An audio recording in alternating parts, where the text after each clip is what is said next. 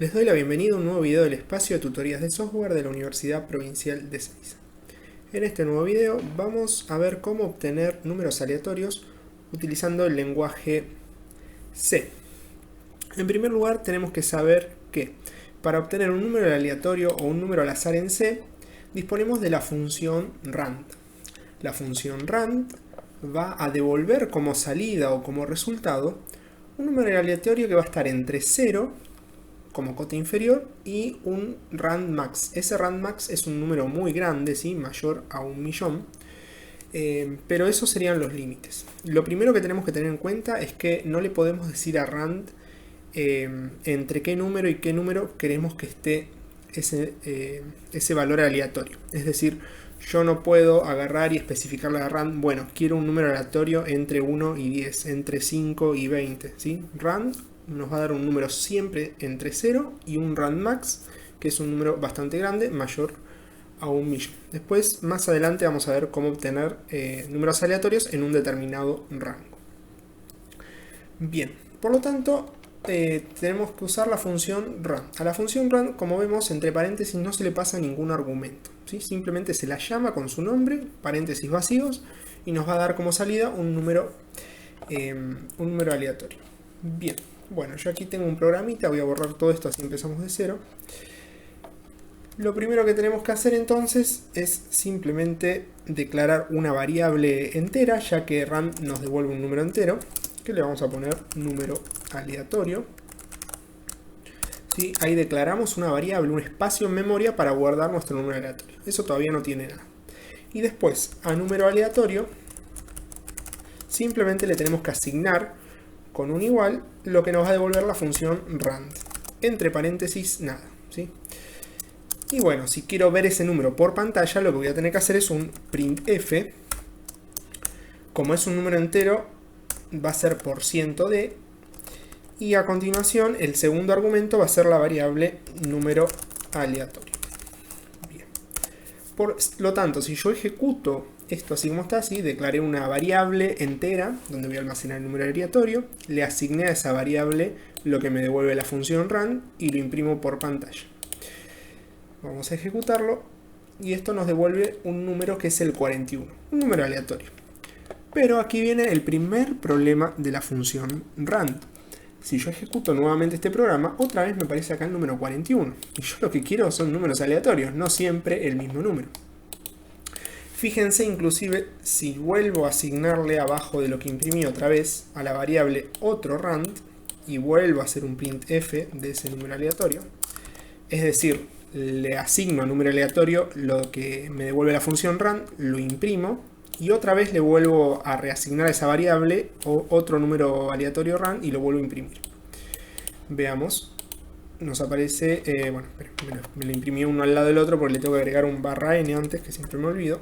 ¿Sí? Con este /n hacemos que quede un printf abajo del otro. Me imprime el 41 y aquí sí, un número diferente. Pero nuevamente, si yo vuelvo a ejecutar esto, la secuencia de números aleatorios es la misma, no cambia. 41 y 18.467. Y así se queda. Esto a mí no me sirve porque yo quiero hacer programas que cada vez que lo ejecute me imprima números aleatorios diferentes. Bueno, volvamos a la presentación. Aquí tenemos el problema que comentamos recién. ¿Y cuál es la solución a medias? Y ahora vamos a ver por qué a medias. Bueno, usar otra función que se llama srand. Srand lo que hace es definir la semilla que se va a usar para generar el patrón o la secuencia de números aleatorios. Es lo que va a hacer que cambie cada vez que lo ejecute. Y a la función srand le tenemos que pasar como argumento un número que va a ser justamente esa semilla, ¿sí? Entonces yo vengo aquí en programa y antes de llamar a rand, esto tiene que ser antes, ¿sí? Llamo a la función srand y le tengo que pasar un número que me va a definir esa semilla, por ejemplo el número 5. Entonces yo ejecuto y esto me devuelve ahora diferentes, ¿sí? Números 54 y bueno 28.693. Si yo cambio esa semilla 5 por un 10, ahora cambia otra vez la secuencia, 71 y 16.899. Y así sucesivamente. Pero ¿por qué dijimos que era una solución a medias? Y bueno, porque tengo que estar cambiando este número yo manualmente. Y yo lo que quiero es que cada vez que lo ejecuto no tenga que andar compilando manualmente otra vez y cambiando el número, sino que lo haga solo y que me cambie la secuencia. Si yo este 10 ahora no lo cambio, sigo en el mismo problema. Fíjense, un 71, y si lo vuelvo a ejecutar otra vez un 71, hasta que yo manualmente cambie este número. Por lo tanto, lo que está acá dentro de ese run, yo tengo que lograr que cambie solo, automáticamente. ¿Cómo logramos eso? Continuamos avanzando. La solución definitiva, ¿sí? Porque acá vemos que el problema continúa, lo que comentábamos recién. Entonces, la solución definitiva es pasarle como semilla a ese run la fecha y hora actual, en milisegundos. Nosotros en C tenemos otra función que se llama time, que nos va a devolver como resultado la fecha y hora actual. Y la fecha y hora actual cambia constantemente. Cada milisegundo va cambiando. Por lo tanto, siempre que voy a ejecutar el programa voy a tener un número diferente como fecha actual en milisegundos, ¿sí? Por lo tanto, yo le tengo que pasar como argumento a ese run, como semilla, ¿sí? Lo que me devuelva a su vez la función time, ¿sí? Nuevamente, la semilla, el número que yo le voy a pasar a ese run, lo voy a obtener de la función time. Bueno, entre paréntesis, como argumento lleva null la función time para que me dé el tiempo actual. Y luego sí se lo paso a ese run. Vamos de nuevo a nuestro programa. Ese run tiene que estar antes de run. Y a su vez, mucho antes de ese run, yo lo que tengo que hacer es declarar una variable que se llame semilla y asignarle time y entre paréntesis null, ¿sí? Y a su vez, lo que tenga como semilla, pasárselo a ese run. Entonces, vamos de nuevo. Declaro una variable donde voy a guardar mi número aleatorio, ¿sí? Después declaro una variable donde voy a guardar la semilla, que la voy a obtener de la fecha y hora actual, que es esto, ¿sí? Lo que me devuelva time, que va a ser un número entero.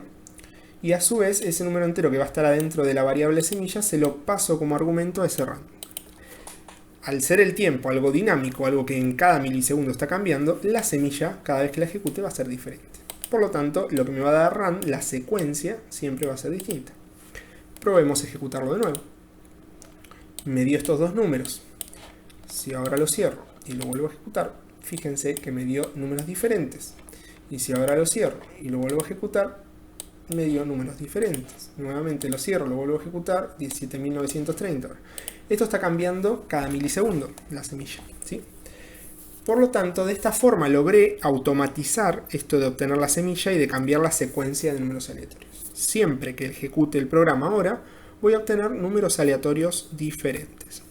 Repasemos entonces cómo sería el algoritmo, ¿sí? Que este sería el algoritmo completo para obtener un número aleatorio siempre distinto.